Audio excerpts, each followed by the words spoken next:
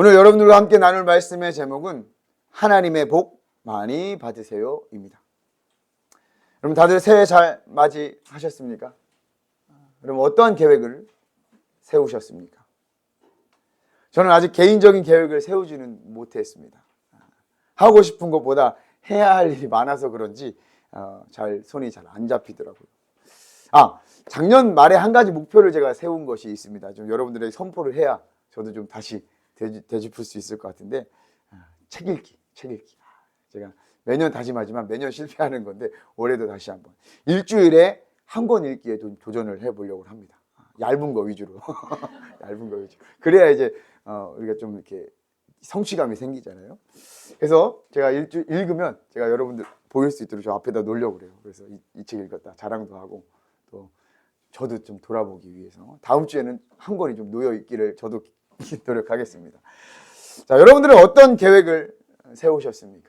지난 한 해를 우리가 잘 보냈잖아요. 그리고 올 한 해도 잘 보내시고 나서 2025년도 마지막 주에 점검했을 때 우리 모두가 행복하시기를 기도하겠습니다.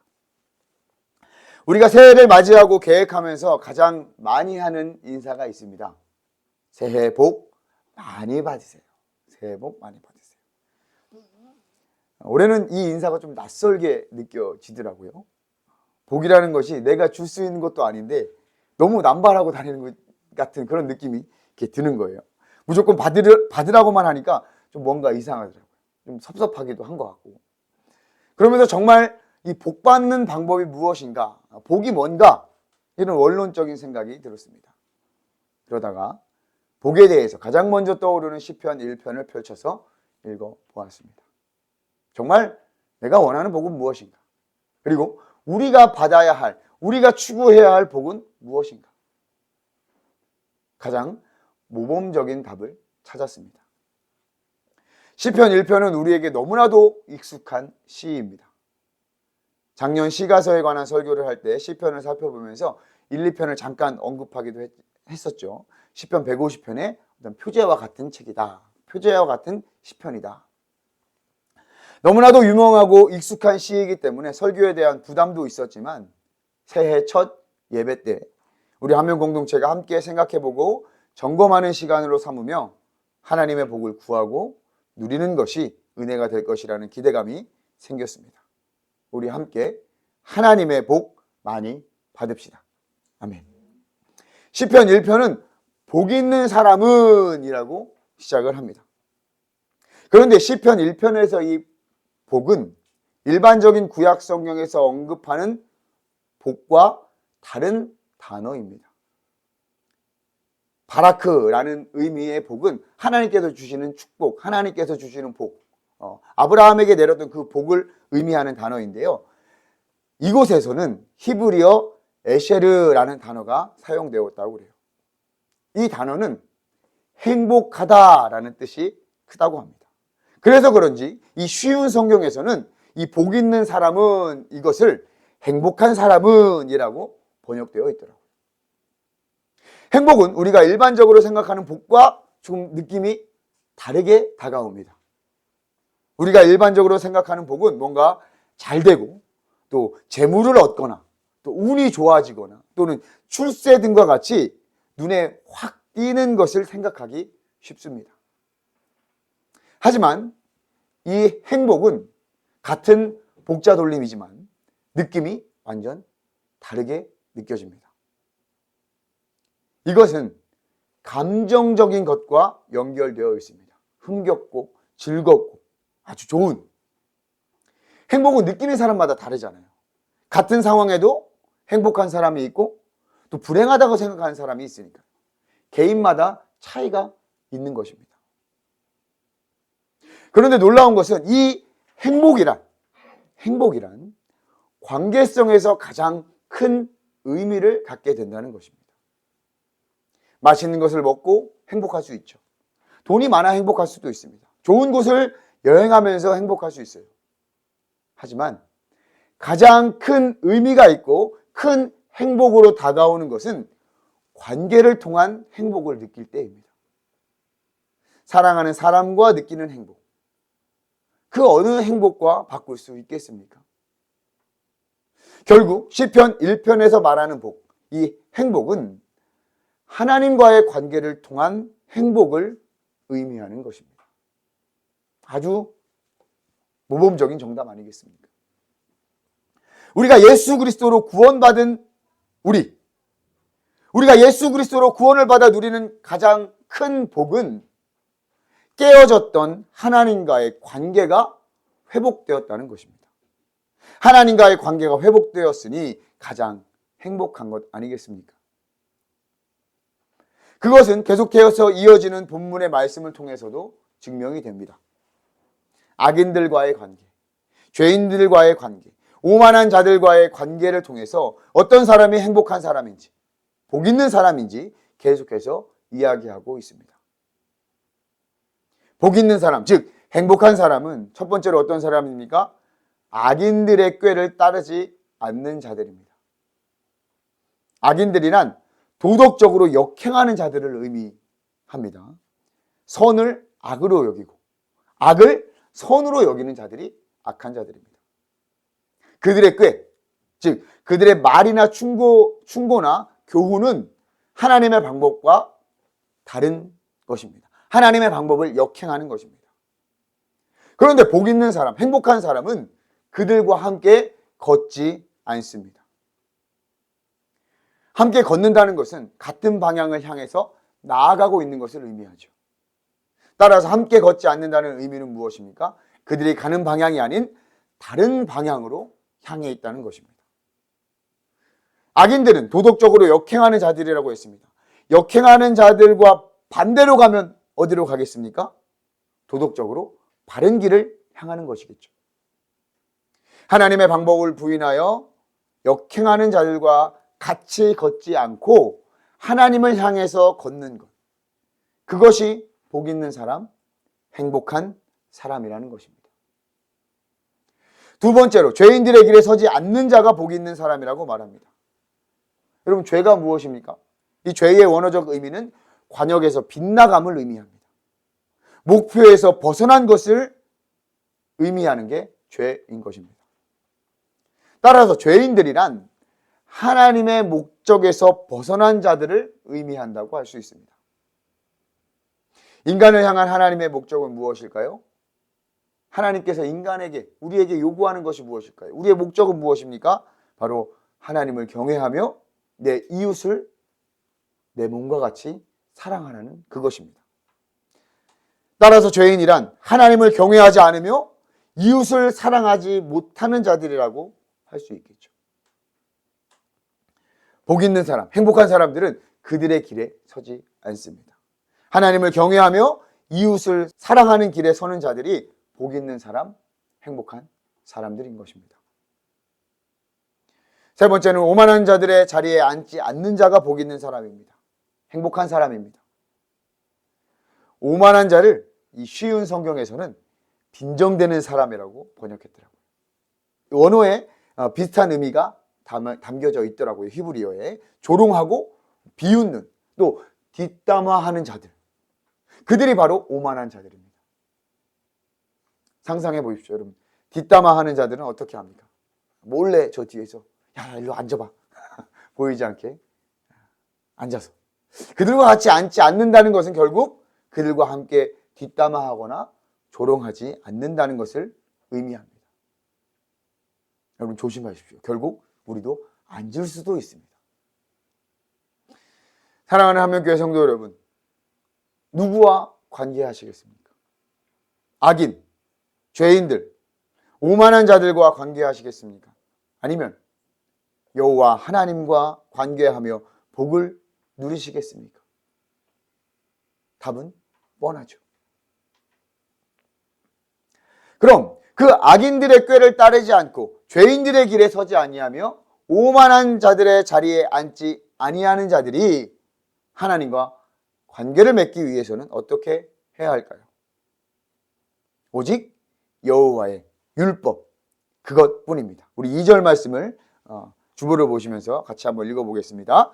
오직 여호와의 율법을 즐거워하여 그의 율법을 주야로 묵상하는도다. 아멘. 다른 것은 없습니다. 복 있는 사람, 행복한 사람의 선택하는 것은 오직 여호와의 말씀뿐임을 믿음으로 확신하시고 선포하십시오. 오직 여호와의 율법을 즐거워하여 주야로 묵상하는 자들입니다. 묵상하는 것이 즐겁습니다. 묵상하다 보니 즐거워졌습니다. 즐거워지니까 또 묵상하고 싶은 것입니다. 거룩한 선순환. 여기서 지난주 최종 점검을 했던 말씀을 간절히 사모했는가에 하가라는 단어가 여기서 등장합니다. 하나님의 말씀을 즐거워하여서 읊조리는 것, 생각하고 곱씹어 보는 것, 하나님의 말씀을 간절히 사모하는 것, 그것이 복 있는 사람, 행복한 사람인 것입니다. 그런 사람들을 시냇가에 심은 나무로 묘사합니다. 여러분 잘 보십시오. 시냇가에 심은 나무입니다. 시냇가에 심은 나무. 자연스럽게 처음부터 시냇가에서 자란 나무가 아니라 누군가 의도적으로 옮겨 심은 것을 의미합니다. 영어 성경과 원어 성경도 보면 그러합니다. 쉬운 성경에는 아예 옮겨 심은 나무라고 번역을 했습니다. 사랑하는 성도 여러분, 구원받은 우리는 예수 그리스도를 믿음으로 말미암아 사망에서 생명으로 옮겨진 자들입니다. 여러분 믿으십니까? 아멘. 요한복음 5장 25절 말씀입니다. 내가 진실로 진실로 너희에게 이르노니 내 말을 듣고 또 나 보내신 이를 믿는 자는 영생을 얻었고 심판에 이르지 아니하나니 사망에서 생명으로 옮겼느니라. 저와 여러분들도 옮겨 심기운 나무임을 믿습니다. 우리는 시냇가에 옮겨 심은 나무입니다.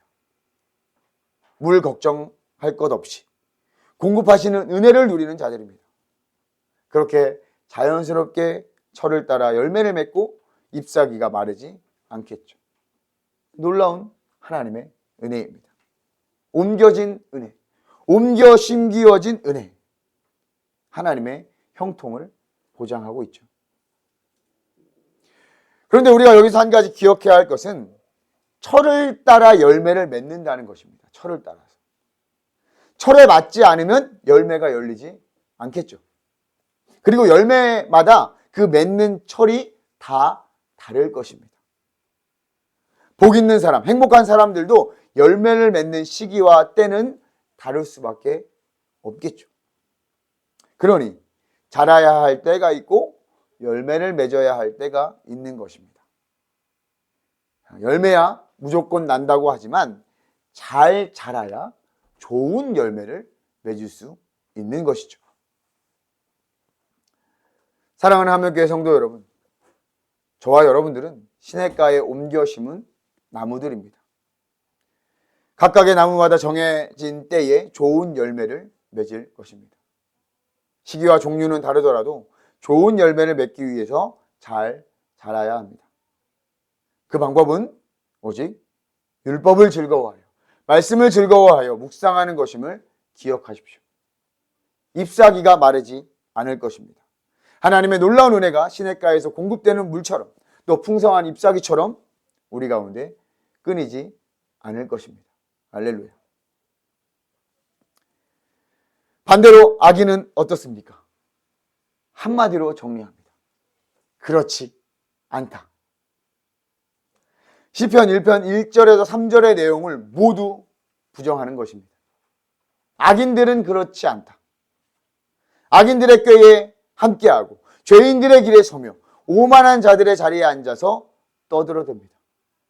조롱하고 비방하고 험담하는 것입니다. 어떻습니까? 정말 안타깝지 않습니까? 그런 그들이 하나님의 말씀을, 율법을 즐거워하여 묵상하겠습니까? 또 묵상함을 즐거워하겠습니까? 그들은 오직 바람에 나는 겨와 같다고 말하고 있습니다. 복 있는 사람의 이미지와 확연히 다르죠. 물가에 심은 나무. 이 물가에 심은 나무와 바람에 나는 겨. 차이가 굉장히 큽니다. 하나는 튼튼하게 뿌리 내려 태풍과 강한 바람에도 끄떡이 없을 것 같습니다. 시냇가에 심겼으니 물도 공급 잘 되고 잎사귀가 마르지 않아 풍성한 모양입니다. 하지만 다른 하나는 약한 바람에도 날리는 작고 하찮은 격입니다. 열매도 기대할 수 없으며 풍성한 잎사귀도 기대할 수 없습니다. 결국 심판에 이르러 견디지 못하고 의인의 모임에 참여하지 못하게 되죠. 결국 망하는 길입니다. 복 있는 사람, 행복한 사람과 아주 극명한 대조를 이루고 있습니다. 사랑하는 한명교회 성도 여러분, 우리는 어떤 길에 서야겠습니까? 2025년 어떤 길로 걸으시겠습니까? 복 있는 사람, 이 행복한 사람의 편에 서시겠습니까? 악인들의 편에 서시겠습니까? 이것은 우리의 선택입니다. 예나 지금이나 복 있는 사람들과 악인들은 함께 생활하고 있습니다. 바로 옆에 악인들, 죄인들, 오만한 자들이 있습니다. 그들과 어떠한 관계를 맺느냐는 우리의 선택입니다. 복 있는 사람이 있다고 해서 거기에 악인이 없는 것이 아닙니다. 말씀에 그렇잖아요. 악인들의 꾀를 따르지 않는다. 악인들의 꾀를 따를 수 있는 상황이 있다라는 거예요. 날마다 우리는 악인들의 꾀를 따르는 유혹이 있고 죄인들의 길에서는 유혹이 있으며 오만한 자의 자리에 앉을 수도 있습니다. 그 길의 결과는 극명하게 다르지만 우리의 일상 가운데 늘 그들과 함께 생활하여 악인들의 길에 대한 유혹이 있다는 거죠. 정신 살짝 놓으면 그들과 같이 걷다가 멈춰버리고 그냥 주저앉을 수도 있습니다. 설령 그렇다고 할지라도 다시 박차고 그 자리에서 일어나 다시 걸어 나올 수 있어야 합니다. 그 힘의 원천은 어디겠습니까? 오직 여호와의 말씀, 율법뿐입니다. 확신합니다. 오직 말씀밖에 없습니다. 아무리 세월이 지나고 세상이 변화했어도 오직 유일한 기준은 하나님의 말씀뿐입니다. 하나님의 말씀이 오만한 자의 자리에서 다시 일으키며 죄인의 길에서 다시 돌이켜 악인의 꾀를 따르지 않고 역행할 수 있게 하는 줄 믿습니다. 어떻게 해요? 오직 여호와의 말씀을 즐거워하여 묵상함으로. 묵상하니 즐겁고 즐거우니 묵상하고 또 묵상하니 하나님의 말씀과 은혜로 즐겁고, 이러한 거룩한 선순환이 2025년도 말씀 생활 가운데 함께하기를 소망합니다. 우리가 최종 점검하면서 반성하지 않았습니까? 다시 한번 도전해 보자고요. 내가 하나님의 말씀을 유일한 진리로 받아들이고 있는가? 내가 하나님의 말씀을 정말 하가하였는가? 내가 하나님의 말씀을 내 삶에 적용하고 있는가? 2025년도 한명교회에 하나님의 말씀이 충만하기를 기도합니다. 저도 최선을 다해서 여러분들에게 말씀을 준비하겠습니다. 말씀을 잘 전하겠습니다. 하나님의 말씀이 유일한 진리임을 더욱 확신하겠습니다. 저도 하나님의 말씀을 간절히 사모하며 묵상하고 읊조리겠습니다. 여러분들의 읊조림을 돕겠습니다. 좋은 것들은 나누고 어려운 것들은 가르쳐 드릴 수 있고 또 할 수 있도록 제공해 드리겠습니다. 제가 존재하는 이유죠. 그리고 여러분의 삶에 여호와의 말씀을 적용할 수 있도록 삶 속에서 말씀을 살아내겠습니다. 본을 보이겠습니다. 여러분들도 함께 하셔야 합니다. 같이 해야 합니다. 물론 초반에는 제가 하는 것을 그냥 보기만 하고 또 듣기만 해도 괜찮겠지만 궁극에는 여러분들이 하셔야 되는 거예요. 지난주 제가 2025년도 설교 계획을 나누어 드렸습니다. 예수님의 삶과 교훈을 20주간, 그리고 복음, 그 귀한 선물 로마서, 하나님의 몸 교회 에베소서 순으로 주일 설교 계획을 잡았습니다. 각 본문을 구체적으로 선정하는 과정이 곧 마무리될 예정입니다. 여러분들에게 다시 한번 공유해 드릴 것입니다. 그럼 여러분들은 어떻게 하셔야겠습니까? 기도해 주셔야 됩니다. 부족한 제가 하나님의 말씀을 우로나 좌로나 치우치지 않게 진리를 전하며 성령님의 계시가 함께 할 수 있도록 여러분 기도해 주셔야 합니다. 그리고 여러분들도 함께 하셔야 합니다. 아, 이거 하는구나 라고 넘기지 마시고 함께 본문도 읽고 예수님께서 이렇게 하셨구나, 이런 교훈의 말씀도 있구나, 예수 그리스도로부터 시작한 복음이 이런 것이구나, 그 복음이 교회가 만들어졌구나. 여러분들도 그 말씀의 은혜 속에서 하가 하셔야 합니다. 그리하여서 때로는 그 놀라운 묵상의 은혜를 저에게도 나누어 주셔야 합니다. 우리 공동체 가운데 나누어 줘야 합니다. 누구나 할 수 있는 거예요. 하나님의 말씀을 깊이 묵상하며 읊조리며 받은 은혜와 깨달음을 말할 수 있어야 합니다. 정말 깊은 하나님의 은혜를 받았다면 말하지 않을 수가 없죠. 말할 수 있어야 합니다.